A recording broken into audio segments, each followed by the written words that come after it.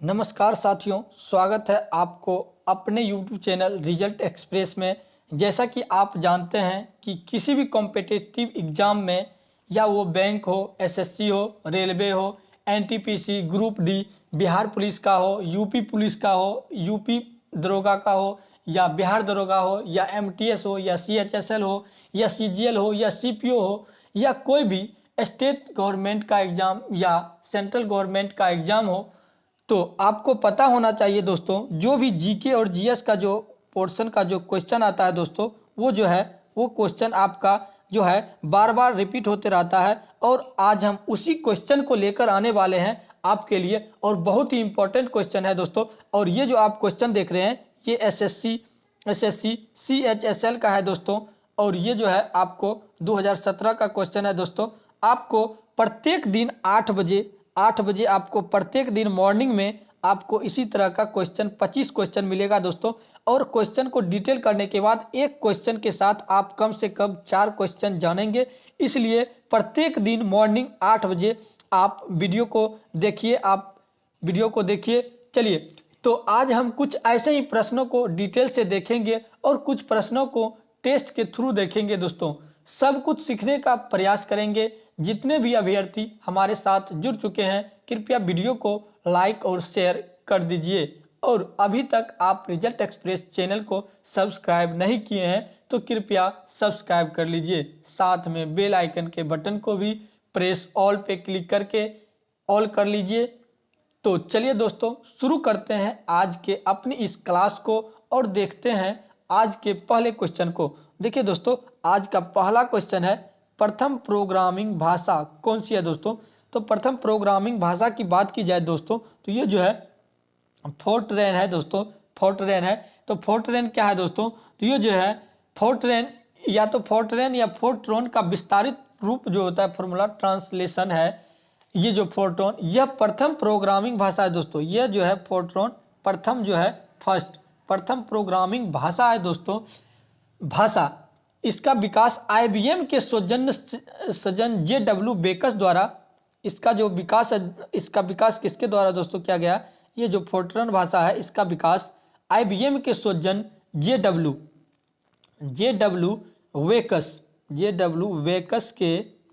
वेकस के द्वारा इसका जो है विकास दोस्तों किया गया। कितना में किया गया दोस्तों इसका विकास, तो 1957 ईस्वी में किया गया था दोस्तों इसका विकास।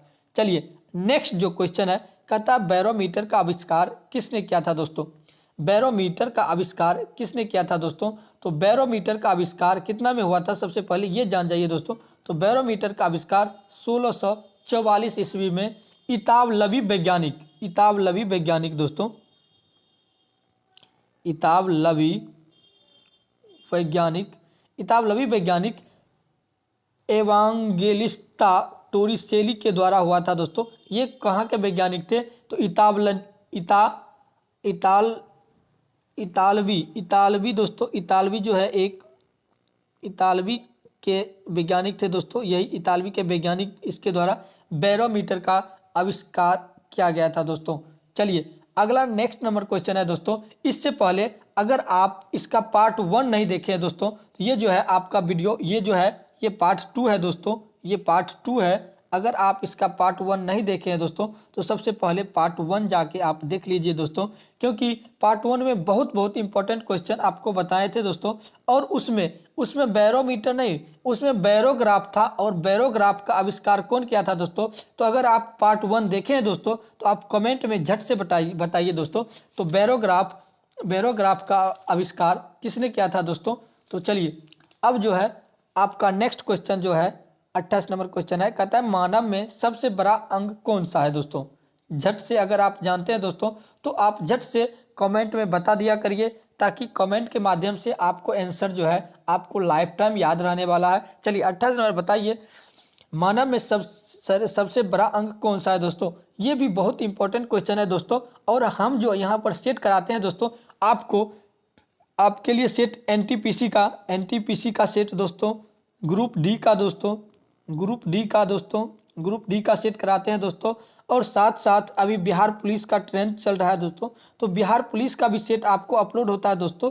अगर आप बिहार पुलिस में अगर फॉर्म डाले हैं दोस्तों तो आप बिहार पुलिस, या आप अगर एमटीएस का अगर फॉर्म डाले हैं तो एमटीएस, और एसएससी सीएचएसएल, एसएससी सीएचएसएल के लिए बहुत ही इंपॉर्टेंट साबित होगा दोस्तों ये क्लास। इसलिए सबसे पहले ये जो इंपॉर्टेंट क्वेश्चन है इसको बताइए। 28 नंबर का आता है, मानव में सबसे बड़ा अंग कौन सा है दोस्तों? तो इसका सबसे बड़ा अंग, मानव का सबसे बड़ा अंग जो है त्वचा होता है दोस्तों। अब आपको इसी में बताना है दोस्तों, मानव का सबसे बड़ा, मानव शरीर के सबसे बड़ा तंत्र जो सबसे बड़ा जो कोशिका होता है वो जो है आपको बताना है कि कौन सा कोशिका होता है दोस्तों। आपको आंसर में कमेंट में आपको बताना है। नेक्स्ट जो 29 नंबर क्वेश्चन है दोस्तों, 29 नंबर में चलते हैं। कहता है डेलोनिक्स रजिया रफीन डैश का वैज्ञानिक नाम है दोस्तों, डैश का वैज्ञानिक नाम है दोस्तों।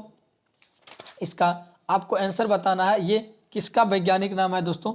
आपको इससे पहले हम बता दें कि आपको एक और क्वेश्चन जो बोले थे, आपको एक और क्वेश्चन बोले थे जो आपको पार्ट 2 में बोले थे, और पार्ट 2 में आपको कौन सा बोले थे, आपको पार्ट 2 में एक क्वेश्चन बोले थे और उसमें बताए थे दोस्तों कि टेक्टोना ग्रैंडिस लीन का वैज्ञानिक नाम क्या है दोस्तों, मतलब यानी कि किसका वैज्ञानिक नाम है। तो वो जो था आपको सागौन का नाम था दोस्तों। आपको अगर पार्ट 1 देखे होंगे तो आपको पता चला होगा दोस्तों। और उसमें आपको बोले थे कि आपको कमेंट में जो है बताना है कि मानव का वैज्ञानिक नाम क्या है, और मेढक का वैज्ञानिक नाम क्या है दोस्तों, और बिल्ली का वैज्ञानिक नाम क्या है, और चूहा का वैज्ञानिक नाम। अगर आप इसमें से किसी का भी वैज्ञानिक नाम जानते हैं दोस्तों तो आप उसको कमेंट में बताइए, क्वेश्चन नंबर देकर, और कमेंट में बताइए कि क्या होगा दोस्तों।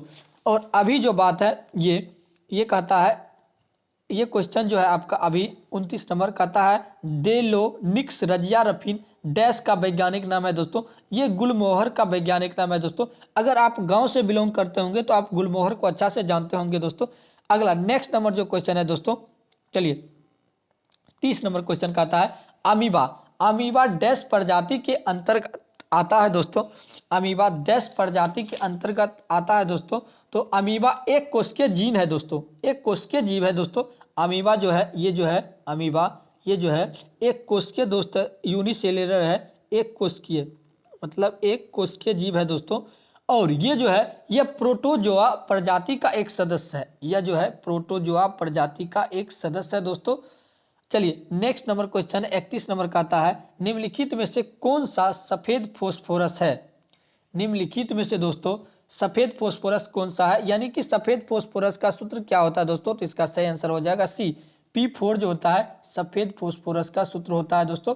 अब सफेद फोस्फोरस अभी जो देखते होंगे दोस्तों आप लोग, सफेद फोस्फोरस कहाँ पाया जाता है दोस्तों। तो पहले जो होता है ना, ये सफेद फोस्फोरस पहले माचिस के तिलियों में पाया जाता था, लेकिन ये जो था सफेद फोस्फोरस, ये जो था ये माचिस में ऑटोमेटिक खुद आग पकड़ लेता था। ये जो था सफेद फोस्फोरस बहुत अभिक्रियाशील था दोस्तों, तो ये अपने आप आग पकड़ लेता था। इसलिए ये जो था ना फोस्फोरस को, इसीलिए आप इसको ना तेल में, किरोसिन के तेल में डुबो कर भी रखा जाता है फोस्फोरस को। और ये सफ़ेद फोस्फोरस अधिक अभिक्रियाशील होता था, लेकिन अब जो यूज होता है जैसे कि माचिस में होता है यूज फोस्फोरस का, माचिस की तिल्ली के ऊपरी भाग में देखते हैं आप गोला गोला जो होता है रेड कलर का और ग्रीन कलर या ब्लैक कलर का, वही फोस्फोरस होता है दोस्तों। तो अब जो है ना अब काला फोस्फोरस या ये जो है लाल फोस्फोरस का यूज कलर करके किया जाता है, जो कम अभिक्रियाशील रहता है, जो अपने आप आग नहीं पकड़ता है। चलिए 32 नंबर क्वेश्चन है दोस्तों, कहता है क्षारीय धातुओं का गुण क्या है। क्षारीय धातुओं का गुण क्या होता है दोस्तों। तो क्षारीय धातु सहजनता से इलेक्ट्रॉन मुक्त कर देता है। ये जो है इलेक्ट्रॉन जो है क्षारीय धातु, इलेक्ट्रॉन जो है ना वो बहुत ही आसानी से मुक्त कर देता है। आवर्त सारणी के समूह ग्रुप 1 में शामिल रासायनिक तत्वों को क्षारीय धातु की संज्ञा दी जाती है।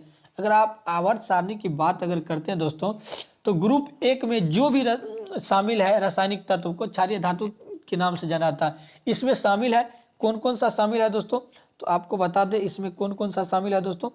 इसमें जो है लिथियम, इसमें जो है लिथियम, इसमें लिथियम जो है, सोडियम भी है दोस्तों, सोडियम शामिल है दोस्तों, पोटेशियम है शामिल, रूबिडियम शामिल है, रूबिडियम, और इसी तरह से सीजियम शामिल है, सीजियम, और एक फ्रांसियम है दोस्तों, फ्रांसियम शामिल होता है दोस्तों इसमें।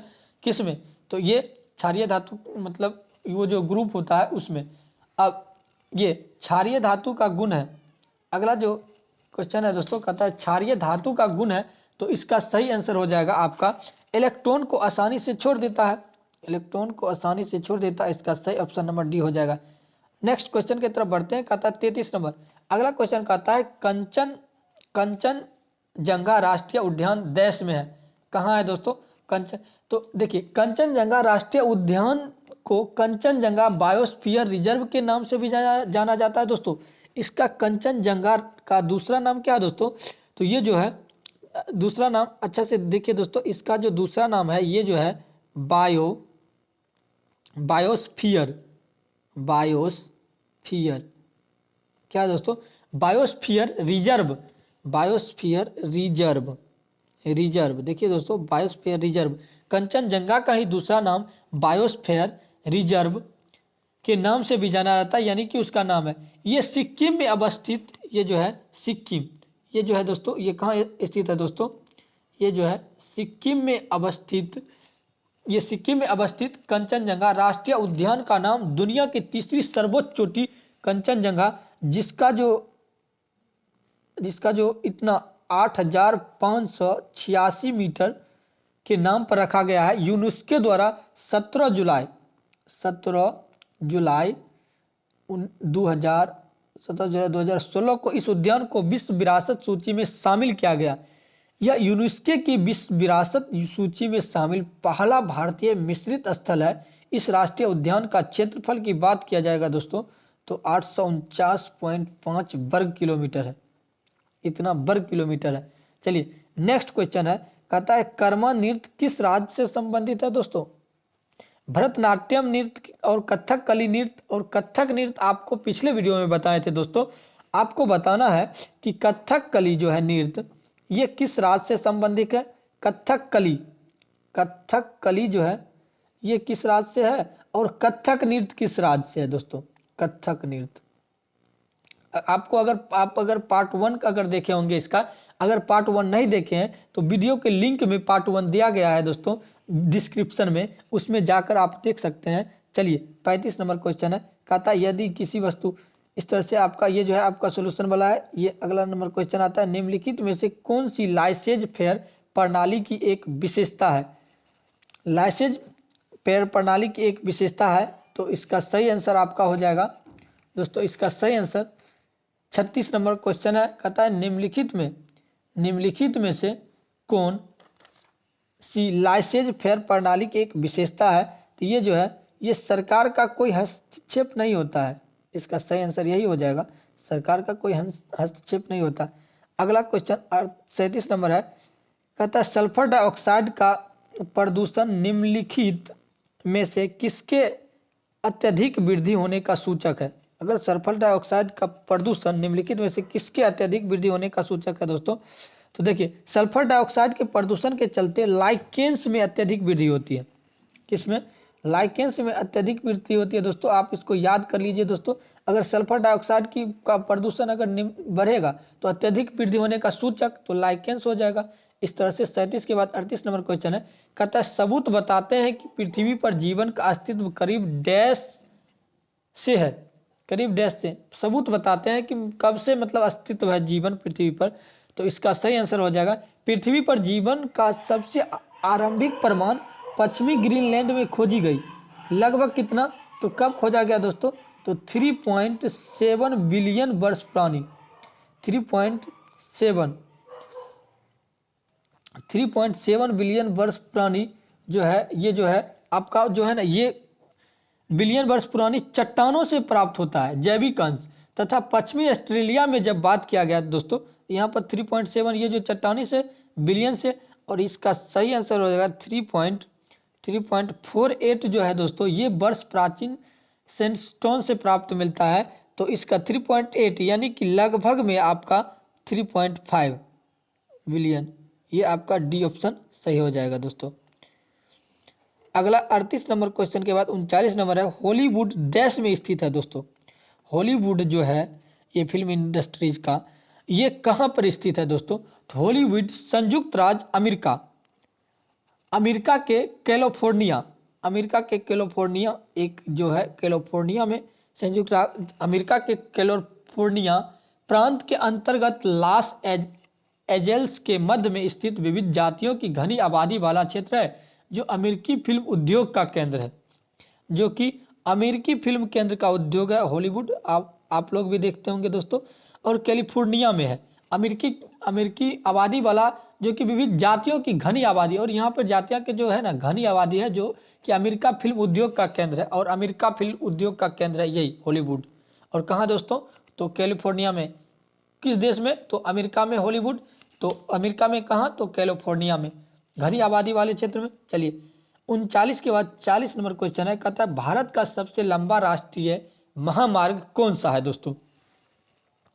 तो अगर NH44 NH44 देश में सबसे लंबा राष्ट्रीय मार्ग है, महामार्ग है, जो श्रीनगर कहाँ से, जो श्रीनगर से शुरू होकर, ये कहाँ से, ये जो है NH44 कहाँ से, तो ये जो है ये श्रीनगर से शुरू होकर कन्याकुमारी तमिलनाडु तक, कन्याकुमारी तमिलनाडु तक विस्तारित है। कितना किलोमीटर? तो 3745 किलोमीटर अथवा 2327 किलोमीटर। यह महामार्ग जम्मू कश्मीर, पंजाब, हरियाणा, उत्तर प्रदेश, मध्य प्रदेश, महाराष्ट्र, तेलंगाना, आंध्र प्रदेश, कर्नाटक और तमिलनाडु राज्यों से गुजरता है, इतने राज्यों से। अगला 41 के बाद 42 नंबर क्वेश्चन देखते हैं दोस्तों। कहता है निम्नलिखित में से कौन सा एक बौना ग्रह नहीं है दोस्तों? देखिए दोस्तों, आपको हम बोले हैं कि ये जो क्वेश्चन है आपको रिपीट करता रहता है दोस्तों। अगर आपको बिलीव नहीं होता, विश्वास नहीं होता है, अगर पार्ट 1 देखे होंगे तो आपको विश्वास हो गया होगा, अन्यथा आपको विश्वास नहीं होगा। आपको विश्वास दिलाने के लिए आप जो है वीडियो के डिस्क्रिप्शन में जाइए और पार्ट 1 मतलब क्लास 1 करके जो वीडियो होगा उस पर क्लिक करके देखिए। इसी नंबर में क्वेश्चन था, निम्नलिखित में से किस ग्रह को बौना ग्रह कहा जाता है दोस्तों? और यहाँ पे दिया गया है किस ग्रह को बौना ग्रह नहीं कहा जाता है दोस्तों। तो यहाँ जो है, यहाँ पर जो है, यहाँ पर आपको आंसर बताने से पहले देते हैं। मंगल ग्रह एक परंपरागत पूर्ण ग्रह है दोस्तों। ये जो है मंगल ग्रह जो है एक परंपरागत जो है ये पूर्ण ग्रह है दोस्तों। और प्लेटो को वर्ष 2006 में, और प्लेटो को आप बता चुके हैं कि वर्ष 2006 में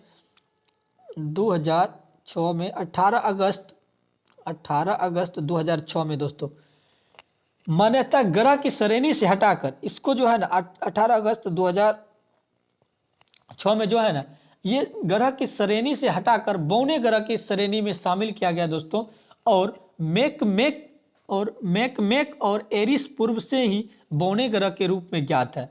और ये जो है ना मैक ठीक है, और एरिस ये पूर्व से ही बौने ग्रह के रूप में ज्ञात है दोस्तों। तो अगर आपको ऐसा पूछा जाता है, उसमें तो दोस्तों आपके उसमें जो क्वेश्चन पूछा गया था उसमें मैक और एरिस का ऑप्शन नहीं था। उसमें पूछा था निम्नलिखित में कौन एक बौना ग्रह है, तो प्लूटो बौना ग्रह था, ठीक है। लेकिन अब ये जो है ना, ये जो है अब बौने ग्रह की श्रेणी में शामिल किया गया। ये जो है ना पहले जो था ना ये पूर्ण ग्रह था दोस्तों।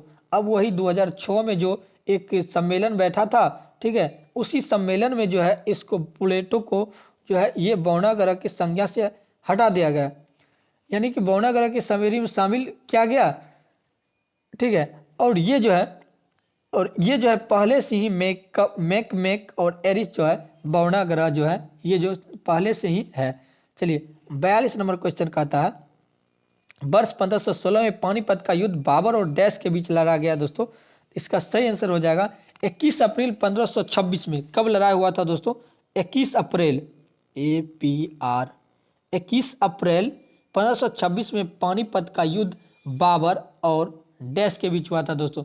21 अप्रैल 1526 ईस्वी को बाबर और दिल्ली के तत्कालीन सुल्तान इब्राहिम लोदी इसके उस समय में जब युद्ध हुआ था तो ये कहाँ का सुल्तान? तो दिल्ली का सुल्तान था दोस्तों। कहाँ का?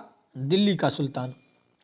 कौन? इब्राहिम लोदी के बीच हुए ऐतिहासिक पानीपत के युद्ध में बाबर ने इब्राहिम लोदी को निर्णायक रूप से पराजित कर भारत में मुगल वंश के शासन की नींव रखी। इसका सही आंसर इब्राहिम लोदी हो जाएगा दोस्तों। इतना में युद्ध बाबर और लोदी के बीच हुआ था, लोदी के बीच। चलिए 43 नंबर क्वेश्चन है, 43 नंबर क्वेश्चन है दोस्तों, कहता है भारतीय नौसेना कानून कब पारित किया गया। 43 नंबर में कहता है, इसका सही आंसर हो जाएगा दोस्तों 1927 में, ऑप्शन नंबर ए 1927 में। 43 के बाद 44 नंबर कहता है पुलित्जर पुरस्कार को वर्ष डैश में स्थापित किया गया था दोस्तों, कब स्थापित किया गया था दोस्तों, तो ये जो है 1917 में जो किया गया था इसको। यह अमेरिकी समाचार पत्र प्रकाशक जोसेफ पुलित्जर द्वारा स्थापित तथा न्यूयॉर्क स्थित कोलंबिया विश्वविद्यालय द्वारा प्रसारित पुलित्जर पुरस्कार समाचार पत्र पत्रिका ऑनलाइन पत्रिका क्षेत्र में विशिष्ट योगदान के लिए दिया जाने वाला अमेरिकी पुरस्कार है दोस्तों। ये जो है अमेरिकी पुरस्कार है। कहाँ का आपको पूछा जाएगा दोस्तों, ये जो है पुलित्जर पुरस्कार जो है कहाँ का पुरस्कार है और किस क्षेत्र में दिया जाता है दोस्तों, तो ये जो है अमेरिकी पुरस्कार है और ये जो है समाचार पत्र प्रकाशक के रूप में दिया जाता है दोस्तों। चलिए अगला जो क्वेश्चन है दोस्तों, अगर आपको नेक्स्ट जो क्वेश्चन है 45 नंबर का था, एक वस्तु जब तक स्थिर है तब तक वह स्थिर ही रहेगा और यदि गति में वह गति में ही रहेगा जब तक उस पर कोई बाह्य बल कार्य न लगाया जाए। वह न्यूटन का कौन सा नियम है दोस्तों, ये ऐसा भी क्वेश्चन आता है क्या। चलिए ये आप झट से बता दीजिए कमेंट करके। तो कहता है न्यूटन का प्रथम नियम है, इससे जड़त्व का नियम भी कहते हैं दोस्तों। किसी कण या पिंड को अपने विराम की अवस्था अथवा गति की अवस्था बनाए रखने की प्रवृत्ति होती है तथा उसकी अवस्था में परिवर्तन के लिए बाह्य बल उस पर आरोपित करना जरूरी होता है। तो ये जो है प्रथम नियम न्यूटन का प्रथम नियम के अनुसार होता है दोस्तों, और प्रथम नियम को ही जड़त्व का नियम भी कहते हैं दोस्तों। चलिए 46 नंबर क्वेश्चन है, कहता है क्या होगा यदि किसी वस्तु की ऊंचाई से नीचे गिराया जाए और वहां हवा का प्रतिरोध ना हो। देखिए बहुत इंपॉर्टेंट क्वेश्चन है और ये जो है समझने वाला क्वेश्चन है दोस्तों। कहता है तो क्या होगा दोस्तों, ऐसे अगर क्या होगा यदि किसी वस्तु की को ऊंचाई से नीचे गिराया जाए और वहां हवा का प्रतिरोध ना हो, मतलब कि हवा जो है उसको ना रोके। यदि किसी वस्तु को ऊंचाई से नीचे गिराया जाए और हवा का प्रतिरोध ना हो तो एक समान गुरुत्वीय त्वरण से उसकी गति बढ़ती जाएगी। तो क्या होगा दोस्तों, एक समान रूप से उसका जो है त्वरण से नीचे गिरेगी। वह एक स्थिर गति और त्वरण के साथ नीचे गिरेगी दोस्तों। चलिए अगला जो क्वेश्चन है कहता है भारत के प्रधानमंत्री के सेवानिवृत्त होने की उम्र क्या है दोस्तों।